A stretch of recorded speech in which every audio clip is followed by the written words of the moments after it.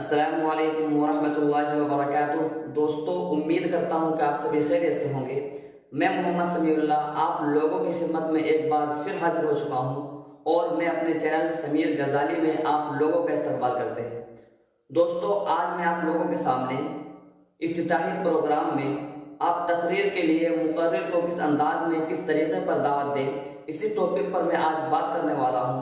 اس سے پہلے افتتاحی پروگرام میں ہی آپ تمہیدی کلمات، دعوت تلاوت، دعوت نعت رسول اور ان سب کا تبصرہ کس طرح کریں، اسی ٹاپک پر ویڈیو اپلوڈ کر چکا ہوں۔ اگر آپ لوگوں نے ابھی تک وہ ویڈیو نہیں دیکھا ہے تو ڈسکرپشن میں لنک ہے، آپ جا کر وہاں بسہولت اس کو دیکھ سکتے ہیں۔ تو دوستو، ویڈیو شروع کرنے سے پہلے میں یہ کہنا ضروری سمجھتا ہوں کہ اگر آپ ہمارے چینل پر ہمارے ویڈیو میں پہلی بار ہے اور ابھی تک ہمارے چینل کو سبسکرائب نہیں کیے ہیں تو ضرور ہمارے چینل کو سبسکرائب کر لیں اور ساتھ ہی ساتھ بیل آئیکن کو آل پر کلک کر لیں تاکہ ہر ویڈیو اور ہر ویڈیو کی نوٹیفیکیشن سب سے پہلے آپ تک پہنچے، کیونکہ میں روزانہ ہی نظامت شعر و شاعری جلسے میں، انجمن میں آپ کس طریقے پر کسی پروگرام میں کس طریقے پر آپ نظامت کریں، اسی ٹاپک پر ویڈیو اپلوڈ کرتا رہتا ہوں۔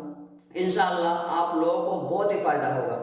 تو چلو دوستو، بلا کسی تاخیر کے آج کی ویڈیو شروع کرتے ہیں۔ بسم اللہ الرحمن الرحیم۔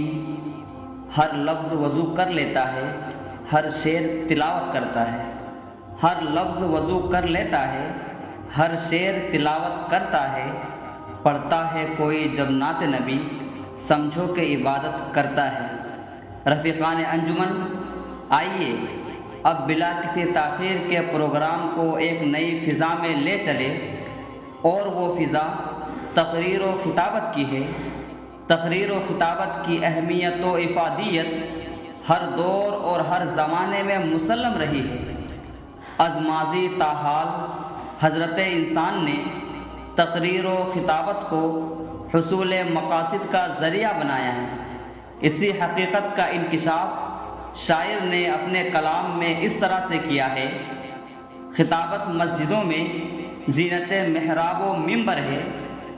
خطابت مسجدوں میں زینت منبر و محراب ہے۔ خطابت معرکوں میں تیر ہے، تلوار و خنجر ہے۔ خطابت نے ہزاروں گل کھلائے ہیں زمانے میں۔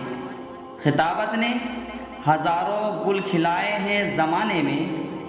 بہت گلکاریاں ملتی ہے ماضی کے فسانے میں۔ خطابت نے ہی ایوبی کی فوجوں کو جگایا تھا۔ خطابت نے ہی ایوبی کی فوجوں کو جگایا تھا۔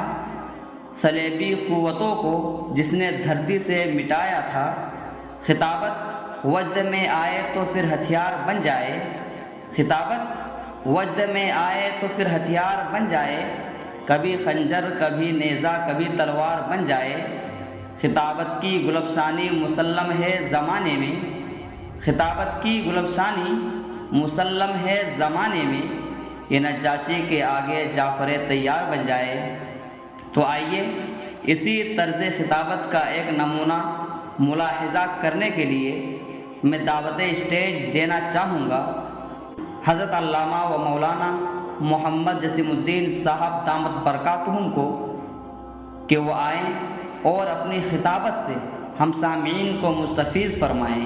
دوستو، امید کرتا ہوں کہ یہ ویڈیو پسند آئی ہوگی تو ایک لائک کریں اور اپنے دوستوں سے خوب شیئر کریں، اور اگر کچھ پوچھنا ہو، آپ کے ذہن میں کوئی بات ہو، کوئی چیز پوچھنی ہو تو آپ مجھے کمنٹ کریں، میں انشاءاللہ اس کا جواب ضرور دوں گا۔ اور ایک بات یہ ہے کہ ڈسکرپشن میں میرا انسٹاگرام لنک ہے، آپ مجھے وہاں جا کر ضرور فالو کریں۔ تو چلو دوستو، پھر ملتے ہیں ایک نئی ویڈیو کے ساتھ۔ السلام علیکم۔